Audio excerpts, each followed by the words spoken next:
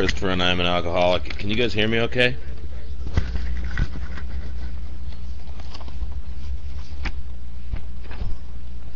Okay, thanks, Lynn.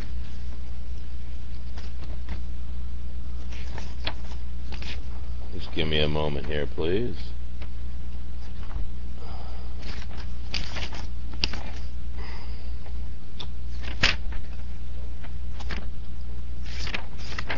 Alrighty, this is how it works. Rarely have we seen a person fail who has thoroughly followed our path. Those who do not recover are people who cannot or will not completely give themselves to this simple program. Usually men and women who are constitutionally incapable of being honest with themselves. There are such unfortunates. They are not at fault. They seem to have been born that way. They are naturally incapable of grasping and developing a manner of living which demands rigorous honesty.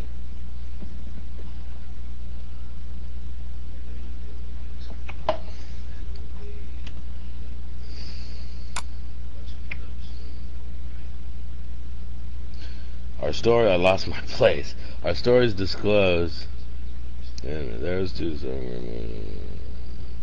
stories disclose in a general way what we used to be like, what happened when we were like now. If you have decided you want what we have and are willing to go to any length to get it, then you are ready to take certain steps. At some of these we balked. We thought we could find an easier, softer way. But we could not. With all the earnestness at our command, we beg of you to be fearless and thorough from the very start. Some of us had tried to hold on to our old ideas, and the result was nil until we let go absolutely. Remember that we deal with alcohol, cunning, baffling, powerful. Without help it is too much for us, but there is one who has all power. That one is God. May you find him now.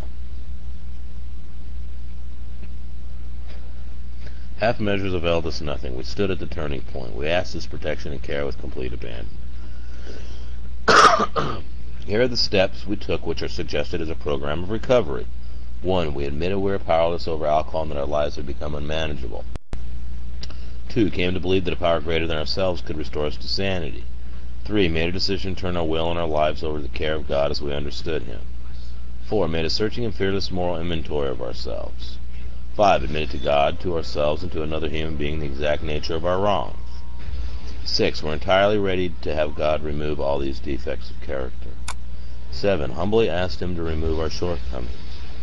8. Made a list of all persons we had harmed and became willing to make amends to them all. 9. Made direct amends to such people wherever possible, except when to do so would injure them or others. 10. Continued to take personal inventory, and when we were wrong, promptly admitted it. 11. Sought through prayer and meditation to improve our conscious contact with God as we understood him, praying only for knowledge of his will for us and the power to carry that out. 12. Having had a spiritual awakening as a result of these steps, we tried to carry this message to alcoholics and to practice these principles in all of our affairs. Many of us exclaimed, "What an order, I can't go through with it." Do not be discouraged. No one among us has been able to maintain anything like perfect adherence to these principles. We are not saints. The point is that we are willing to grow along spiritual lines.